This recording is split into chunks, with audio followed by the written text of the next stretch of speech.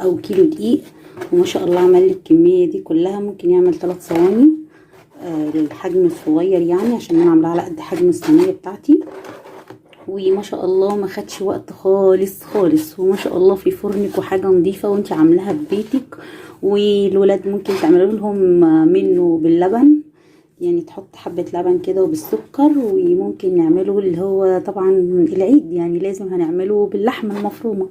كل سنه وانتم طيبين. السلام عليكم ورحمة الله وبركاته. ازيكم حبايبي، عاملين ايه؟ يا رب تكونوا بخير. اهلا وسهلا بيكم في قناتي وقناتكم. حبي نفسك واهتمي بيها. طبعا العيد الكبير كل سنة وانتم طيبين. فاحنا هنعمل بقى ايه؟ الرقاق الناشف علشان نعمل بيه بقى صينية الرقاق الجميلة كده. هوريكم ازاي النهاردة هنعمله بأسهل طريقة. النهاردة كده انا معايا كيلو من الدقيق. هنحط عليه ايه؟ هو العجينة بتاعت الرقاق مش محتاجة اي افتكاسة. بنحط عليه رشة ملح كده،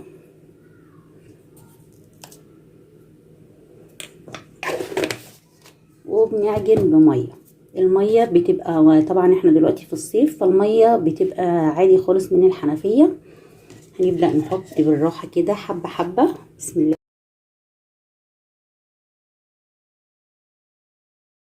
طبعا ما تنسوش الاذكار، وانتوا كده في الايام اللي هي قبل العيد ديت الواحد بيذكر ربنا دايما وبيستغفر.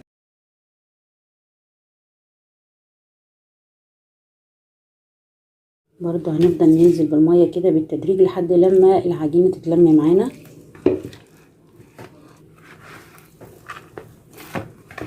كده العجينه بقت مظبوطه معانا، مش محتاجه اي حاجه، يا دوبك بس هنعجنها ونبدا نلمها.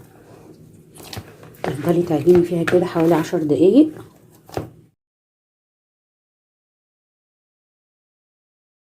كده خلاص احنا لمينا العجينه، اتلمت معانا. ملمسها بصي اهي، تلزيقه بسيطه خالص. هنسيبها بقى ترتاح شويه عشان نبدا بقى نشكلها. ادي كده العجينه بعد ما قعدناها ريحت كده نص ساعه. وجبت صينيه مرشوشه من الدقيق، وهنبدا بقى نكور على قد الصينيه اللي انت هتعملي فيها. يعني انت لو انت عندك صينيه صغيره اعملي على قدها، لو عندك صينيه وسط اعملي على قدها. هنشكل الكوره على قد الرقاقه اللي انت هتعمليها.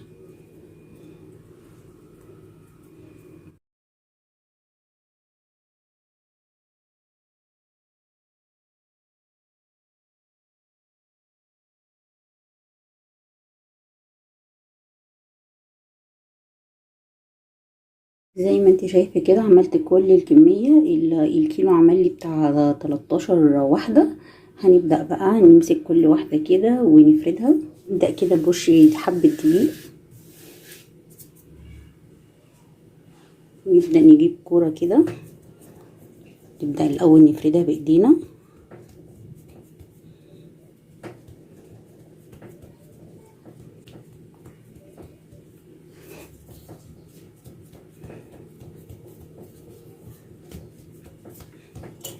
بعدين لو عندك نشابه تبدا تفرد معاكي.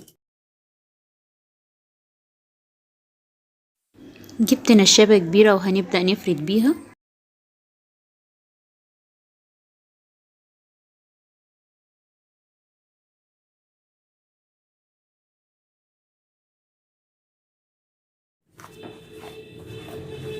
زي ما انت شايفه كده الرقاقيه بسم الله ما شاء الله. نعمل اللي بعدها، ونجيب الكوره تبداي تعمليها كده. تفرديها بايدك الاول عشان تعرفي تتحكمي فيها بالنشابه. مشغله الفرن بتاع البوتاجاز، مسخناه بسخنه يعني، عشان هوريكي دلوقتي التسويه في البوتاجاز وعلى البوتاجاز برضه. هوريكي على الاتنين عشان لو حابه تعملي ده او ده،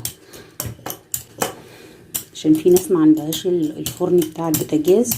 هعلمك تعمليه فيه ازاي على البوتاجاز من فوق. دي تاني واحده اهي، لازم تبقى رقيقه كده. بصي التسوية في الفرن، بفتح الفرن على درجة حرارة عالية من تحت وبتحطيه بس على الشبكة اهو زي ما انتي شايفة كده. اي طاسة عندك، انا عندي الطاسة بتاعة الكريب حطيته عليه كده اهو. شايفين الرقاية ما شاء الله لا قوة الا بالله، هي بترتفع. ادي اللي على البوتاجاز قلبناها ما شاء الله تحفة. شايفة قابب برضو جميلة جدا، سهل جدا. اي صينية عندك، ممكن صينية عادية خالص وتقلبيها، يعني ممكن صينية زي دي كده وتقلبيها وتعملي على ظهرها، بس انا عدم عندي بتاعة الكريب فبعمل عليها.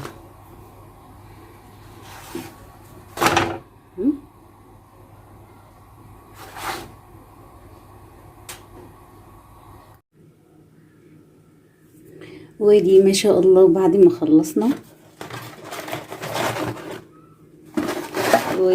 خلصنا، اللي على البوتاجاز واللي كان جوه الفرن، وانتوا شفتوا الطريقه ازاي عملتها.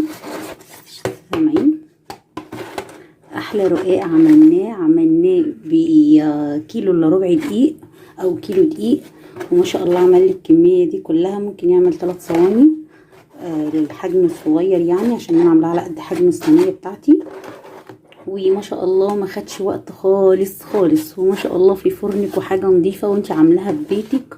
والولاد ممكن تعملوا لهم منه باللبن، يعني تحط حبه لبن كده وبالسكر. وممكن نعمله اللي هو طبعا العيد، يعني لازم هنعمله باللحمه المفرومه. كل سنه وانتم طيبين. ولو الفيديو عجبك ما تنسيش الاشتراك وتفعيل زر الجرس علشان يوصلك كل جديد. والسلام عليكم ورحمه الله وبركاته.